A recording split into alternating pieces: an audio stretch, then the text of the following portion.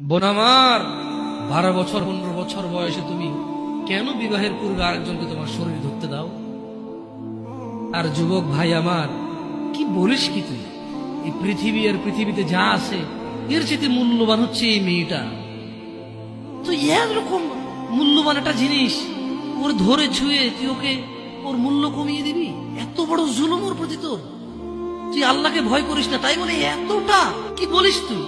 তুই কি কারো গাড়ির গ্লাস ভাঙছিস জীবনে? না। কেন ওর লস হবে? তুই কি কোনোদিন কোনো মানুষকে ঘুষি দিছিস? না। কারণ তাহলে ও বেচারা কষ্ট পাবে। তুই কি জীবনে কারো পেটে ছুরি ঢুকাই দিছিস? না। ও মরে যাবে, তাহলে ওর ফ্যামিলি ক্ষতিগ্রস্ত, লসে পড়ে যাবে। তুই কি কারো টাকা মারছিস কোনোদিন? না। তাহলে ওর ফ্যামিলি টাকার কারণে কষ্ট পাবে। তাহলে তুই কেন তুই এত ছোট ছোট বিষয়গুলো খেয়াল রাখিস যে আরেকজনের লস হবে? তাহলে তুই এই মেয়েটার জীবনটাকে তুই কি করলি?